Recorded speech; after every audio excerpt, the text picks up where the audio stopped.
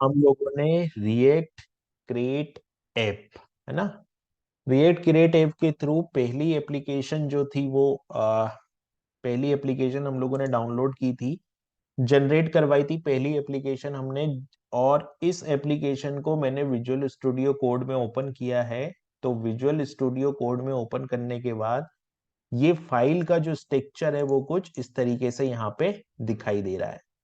ठीक है, तो ये जो स्ट्रक्चर है, मतलब ये एप्लीकेशन जनरेट हो जाने के बाद में नोड कमांड हम लोग जैसे ही रन करेंगे और ये एप्लीकेशन जैसे ही जनरेट होगी, वैसे ही यहाँ पर अगर आप देखोगे तो 3 फोल्डर बनेंगे, 1, 2 और 3, और 18 फाइल बनेगी टोटल। ठीक है, 3 फोल्डर हैं और 18 फाइल है यहाँ पर। और ये जो नोड मॉड्यूल है, ये नोड मॉड्यूल तो हम लोगों को नोड मॉड्यूल में कुछ नहीं करना। ये नोड मॉड्यूल जो है वो नोड के थ्रू जनरेट हुआ है, तो नोड मॉड्यूल को अगर हम छोड़ दें तो हम लोग बाकी जो फाइल स्ट्रक्चर है, बाकी जो फाइल स्ट्रक्चर से मतलब जैसे पब्लिक फोल्डर है और एसआरसी फोल्डर है, गिट इग्नोर फाइल है, गिट इग्नोर फाइल के बाद में जो पैकेज डॉट जेसन है, पैकेज लॉग डॉट जेसन है और रीड मी डॉट फाइल है, इसका क्या उपयोग है वो हम लोग वन बाय वन करके देखते हैं।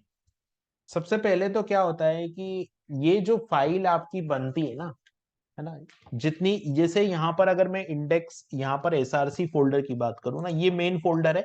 एसआरसी फोल्डर जो है वो मेन है और इंडेक्स डॉट जेएस जो है वो मेन फाइल है। और इस इंडेक्स डॉट जेएस फाइल जो है हमारी इंडेक्स डॉट जेएस फाइल, और इंडेक्स डॉट जेएस फाइल हमारी जो है वो मेन फाइल है।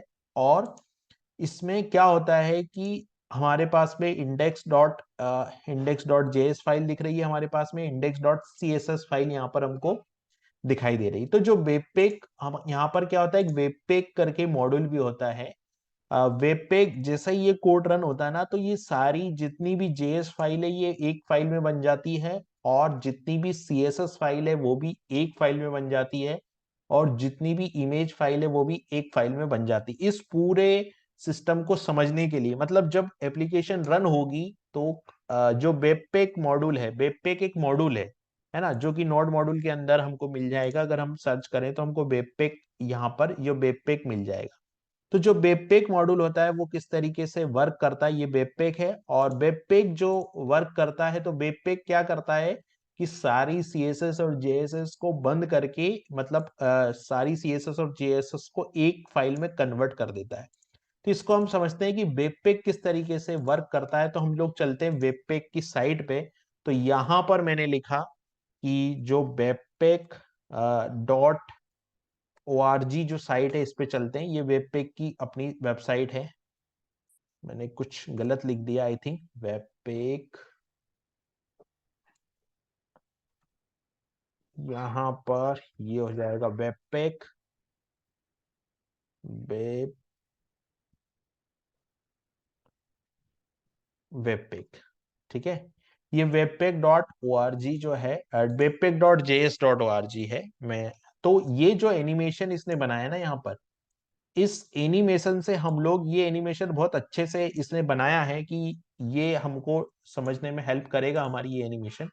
तो यहां पर देखो जितनी भी हमारी जेएस फाइल है, ठीक है, जितनी भी हमारी, जैसे यहाँ पर अगर आप देखोगे तो जो पीएनजी है ना, और ये जितनी भी जेएस फाइल है, जैसे ये हमारी जेएस फाइल है, ठीक है, अभी जितनी भी हमारे सिस्टम में जेएस फाइल होगी, तो ये सारी जेएस वेबपेक क्या करेगा, इसकी बंडलिंग करेगा, और ये जितनी भी जेएस फाइल है ये वेबपेक से होके डॉट जेएस में जाके कंप्लीट हो जाएगी। तो मतलब ये डॉट, जितनी भी जेएस फाइल बनेगी वो एक फाइल में बन जाएगी, जिसको हम लोग बोलेंगे डॉट जेएस फाइल। तो ये बंडलिंग करने का काम कौन करता है, हमारा वेबपेक करता है। वेबपेक मॉड्यूल जो है वो बंडलिंग करने का काम करता है। उसी तरीके से हमारे पास जितनी भी सीएसएस फाइल है वो भी वेबपेक से होके जाएगी, और वेबपेक क्या करेगा, उसको एक सीएसएस फाइल में कन्वर्ट कर देगा। उसी तरीके से अगर कोई जेपीजी फाइल है तो उसको जेपीजी में कन्वर्ट कर देगा, कोई पीएनजी फाइल है तो उसको पीएनजी में कन्वर्ट करेगा। यानी कि हमारे प्रोजेक्ट की बंडलिंग कौन करेगा, वेबपेक जो मॉड्यूल है वो हमारे प्रोजेक्ट की क्या कर देगा, यहाँ पर बंडलिंग कर देगा। अब यहाँ पर क्वेश्चन ये है कि जैसे हम लोग क्या करेंगे, तो जैसे यहाँ पर जो रिएक्ट है, रिएक्ट ने क्या कहा है, तो ये मॉड्यूल है, वो वेबपेक जो है वो नोड मॉड्यूल का पार्ट है। तो जितनी भी CSS और JS हम लोग यहाँ पर ऐड करेंगे, वो CSS और JS क्या करेगा, वेबपेक उसकी एक फाइल बनाकर और सारा कोड एक में मर्ज करके और एक फाइल जनरेट कर देगा। ठीक है, ये तो हो गया वेबपेक का, कि वेबपेक किस तरीके से बंडलिंग कर रहा है हमारे प्रोजेक्ट की। अब ये जो फाइलें हैं, देखो नोड मॉड्यूल तो हमारा जो है वो नोड से आएगा, तो इसमें हमको कुछ करना नहीं होता। नोड मॉड्यूल में हम बात करते हैं पब्लिक फोल्डर की। ठीक है, अब जो हमारा पब्लिक फोल्डर होता है, वो पब्लिक फोल्डर क्या करता है, पब्लिक फोल्डर जो होता है हमारा, वो है ना, पब्लिक फोल्डर है।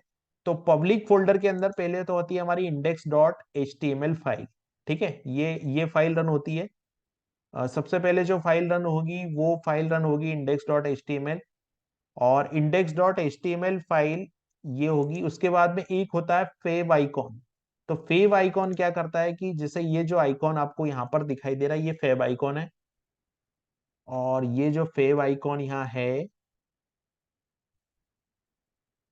ये वाला जो आइकॉन है, ये फेव आइकॉन यहाँ पर हमको दिखाई दे रहा है। तो फेव आइकॉन यहाँ से आता है, तो इसको हम लोग बोलते हैं फेव आइकॉन। तो ये हो गया हमारा फेव आइकॉन।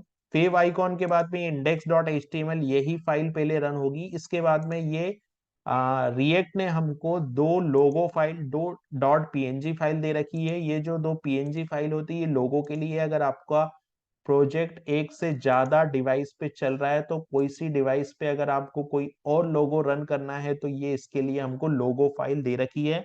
और ये ऑटोमेटिक कॉन्फ़िग है, आप अपने लोगों को इस नाम से इस फोल्डर में जाके सेव कर दीजिए, तो ये ऑटोमेटिक रिएक्ट उसको गेट कर लेगी। ठीक है, ये हो गया। उसके बाद में आती है हमारी एक फाइल, जो हम लोग बोलते हैं manifest.json फाइल। ये जेसन फाइल का क्या रोल होता है यहाँ पर, तो जो जेसन फाइल का रोल यहाँ पर ये है कि ये फाइल जो स्क्रीन होती है ना, जो एंड्रॉइड स्क्रीन है या कोई और, देखिए यहाँ पर लोगों को यहाँ पर दिखा रहा है, इसकी कॉन्फ़िगरेशन जो होती है, अलग अलग स्क्रीन रेजोल्यूशन की कॉन्फ़िगरेशन यहाँ पे सेव है। जैसे फेव आइकॉन के लिए अगर हम बात करेंगे, तो फेव आइकॉन की जो साइज है वो कुछ इस तरीके से यहाँ पे रहेगी। उसके बाद में हम लोग यहाँ पर स्क्रीन साइज 192 x 192 पे ये वाली लोगो फाइल चलेगी। स्क्रीन साइज इस पे ये चलेगी। तो ये जो मोबाइल स्क्रीन की कॉन्फ़िगरेशन है, ये इस फाइल में हमको मिल जाएगी।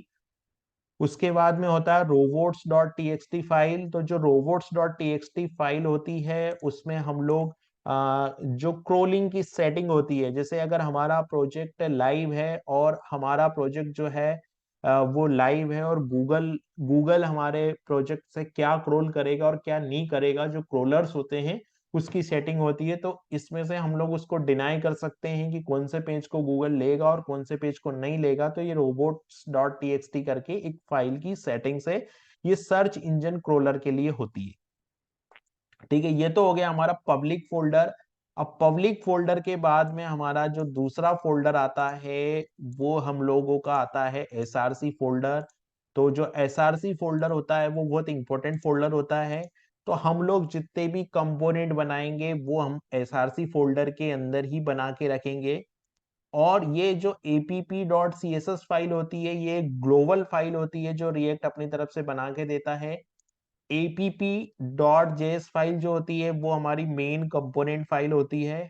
और ये app.testing के लिए जो रिएक्ट हमको एक फाइल बना के देती है, वो app.test.js फाइल होती है। और ये हमारी इंडेक्स पेज के लिए जो CSS फाइल होती है, वो index.css होती है और index.js होती है। ये लोगो डॉट, ये जो लोगो है, अगर आप अपनी एप्लीकेशन को रन करते हैं और स्टार्टिंग में आपको जो लोगो दिखाई देता है, वो लोगो यहीं से आता है। उसके बाद में होती है web vital. Web vital file ये बताती है कि आपकी एप्लीकेशन अगर लाइव है और आपकी एप्लीकेशन लाइव चल रही है, तो यूजर को रिस्पॉन्स करने में एप्लीकेशन को कितना टाइम लग रहा है, एप्लीकेशन का रिस्पॉन्स टाइम क्या है, वो सारी डिटेल जो है वो हमको यहाँ पे पता चल जाती है। और सेटअप टेस्ट फाइल होती है सेटअप को टेस्ट करने के लिए। तो इतनी सारी फाइलें जो होती है वो SRC फोल्डर के अंदर होती है।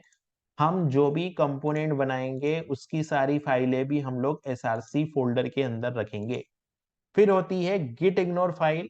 गिट इग्नोर फाइल क्या करती है? गिट इग्नोर फाइल का जो मतलब होता है, गिट इग्नोर फाइल हमारा जो प्रोजेक्ट होगा उसमें से कौन कौन सी डायरेक्टरी और कौन कौन सी फाइल को हमको गिट के थ्रू पुश नहीं करवाना है, वो सारी कॉन्फ़िगरेशन गिट इग्नोर फाइल के अंदर होती है। जैसे नोड मॉड्यूल होता है तो ये नोड से आता है, तो हम लोगों को नोड मॉड्यूल को सर्वर पे डिप्लॉय नहीं करना होता है, डॉट पीएनपी को नहीं करना है। ये ऑलरेडी सेटिंग इसके अंदर है कि हमको कौन कौन सी चीजों को सर्वर पे डिप्लॉय नहीं करना है।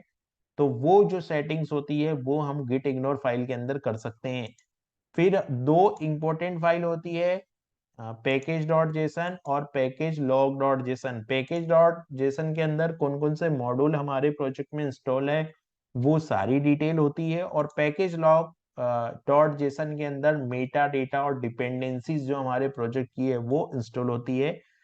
इस पे अ, इस पे एक क्वेश्चन भी बनता है, वो क्वेश्चन हम लोग आगे देखेंगे कि किस तरीके से इन दोनों फाइल में डिफरेंस पूछा जाता है, वो भी हम लोग आगे देखेंगे। और एक रीडमी फाइल होती है। तो मेन फाइल हमारी जो है 18 फाइल, जैसे कि मैंने बताया कि 3 फोल्डर और 18 फाइल जनरेट होती है यहाँ पर। और हर फाइल, अब इसमें से हम लोग देखते हैं कि कौन कौन सी फाइल को हम लोग हटा सकते हैं, बिकॉज इसमें से हम लोग कौन कौन सी फाइल को रिमूव कर सकते हैं। तो देखिए, जो मेन फाइल होती है, अभी जैसे नोड फोल्डर को, नोड मॉड्यूल्स को तो हमको कुछ नहीं करना है, ये फोल्डर एज इट इज रहेगा।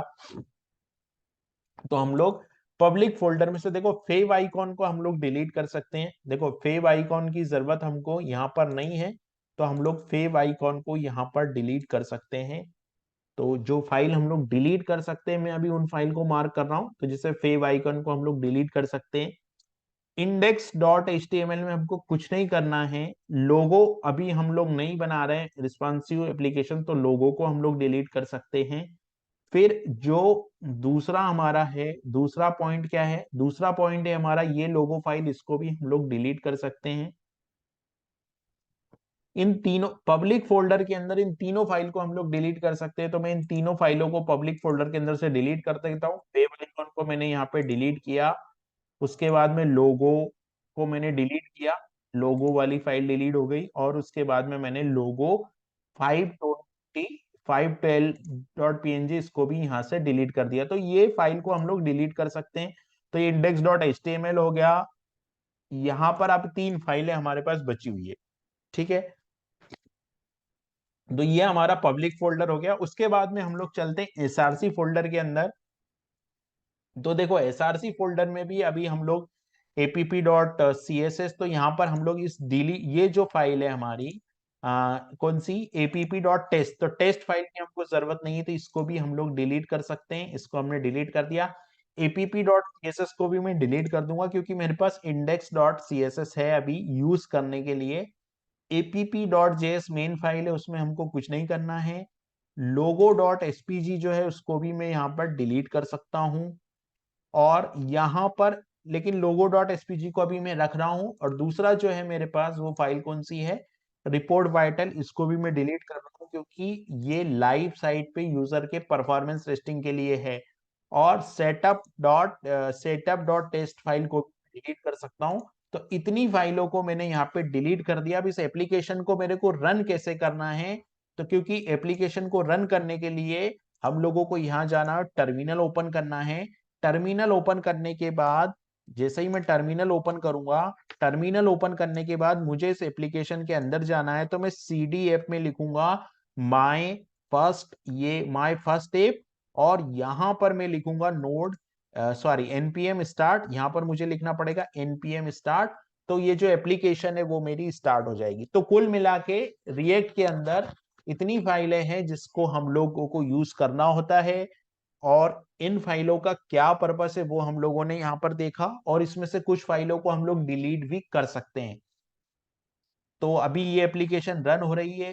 फर्स्ट टाइम जब वेबपेक इनको कंपाइल करेगा तो थोड़ा सा टाइम लेगा। यहाँ पर आप देख रहे हो वेबपेक सक्सेसफुली कंपाइल कर दिया वेबपेक ने, और हमारा ये जो कोड है वो हेलो वर्ल्ड यहाँ पर आ गया। अब ये हेलो वर्ल्ड कैसे आया?